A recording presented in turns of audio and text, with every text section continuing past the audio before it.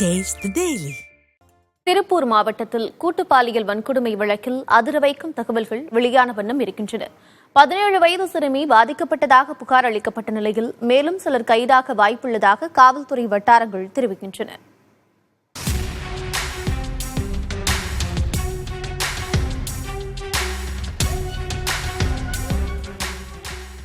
வயது சிறுமி அளித்த புகாரின் பேரில் போக்சோ சட்டத்தின் கீழ் கடந்த 11ஆம் தேதி வழக்கு பதிவு செய்யப்பட்டுள்ளது.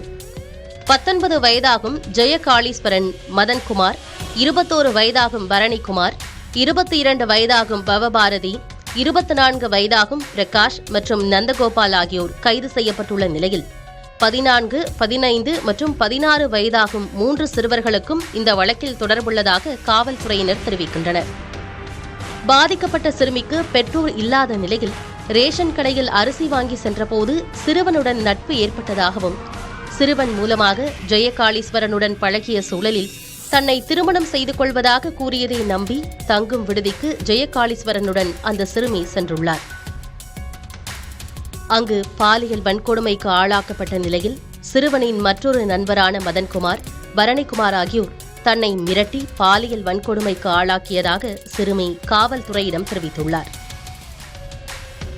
மதன்குமாரின் தோழியான மற்றொரு சிறுமியையும் பாதிக்கப்பட்ட சிறுமியையும் அழைத்துச் சென்று இக்கும்பல் பாலியல் துன்புறுத்தல் செய்ததாகவும், மேலும் பிரகாஷ், பவபாரதி மற்றும் 2 சிறுவர்களும் பாலியல் வன்கொடுமை செய்ததாகவும் சிறுமி காவல்துறையிடம் தெரிவித்துள்ளார். வழக்கில் தொடர்புடைய நபர்கள் நீதிமன்ற காவலுக்கும் இளஞ்சிறார் கூர்நோக்கு இல்லத்துக்கும் அனுப்பப்பட்டுள்ளனர். பாதிக்கப்பட்ட சிறுமிகள் இருவரும் விசாரணைக்கு உட்படுத்தப்பட்டுள்ளதாக காவல்துறையினர் தெரிவிக்கிறார்கள்.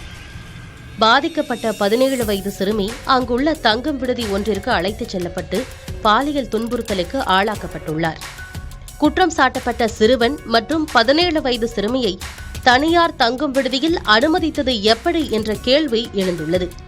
வழக்கின் ஆரம்ப புள்ளியாக உள்ள தங்கும் விடுதியில் சம்பந்தப்பட்டவர்களை விசாரணையின் அடிப்படையில் கைது செய்ய வாய்ப்பு உள்ளதாக காவல்துறையினர் தெரிவிக்கின்றனர்.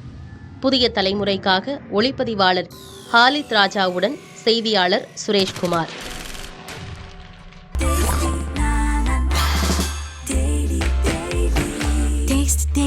Taste the Daily.